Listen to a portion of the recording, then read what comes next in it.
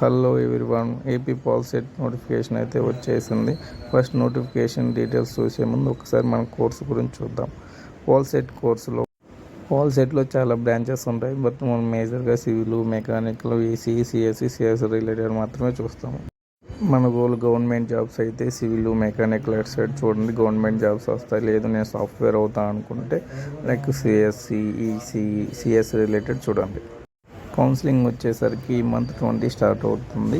21st first rank నుంచి 15K rank వరకు, 22nd 15K నుంచి 32 ర్యాంక్ వరకు, అలా మొత్తం ఎన్నింగ్ 1,20,000 ర్యాంక్ వరకు జరుగుతుంది. నెక్స్ట్ మనకు వచ్చేసరికి సర్టిఫికేట్స్ ఏమేమి ఉండాలో చూసుకుందాం. లైక్ మనకి ఏమేమి సర్టిఫికేట్లు కావాలంటే పాలిటెక్నిక్ కౌన్సిలింగ్కి AP POLYCET hall ticket, rank card, SSC marks memo, TC, 4th నుంచి 10th study certificate, EWS OC వాళ్ళకి. అండ్ ఆ ఈడబ్ల్యూఎస్ అనేది ఇయర్ మాత్రమే వ్యాలిడ్ అయి ఉంటుంది, అంటే 2025, 2026 మాత్రమే వ్యాలిడ్ అయి ఉంటుంది.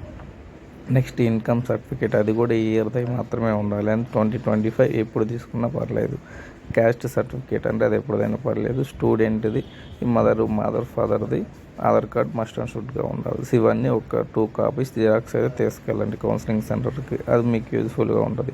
కౌన్సిలింగ్ వచ్చేసరికి ఏపీలో మీరు ఎక్కడైనా గవర్నమెంట్ పాలిటెక్నిక్ సెంటర్లో అటెండ్ అవ్వచ్చు.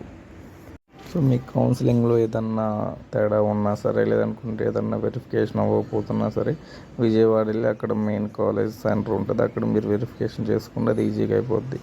మీకు ఈ కౌన్సిలింగ్ ఫీజు వచ్చేసరికి ఓసీబీసీ వాళ్ళకి 700, ఎస్సీ ఎస్టీ వాళ్ళకి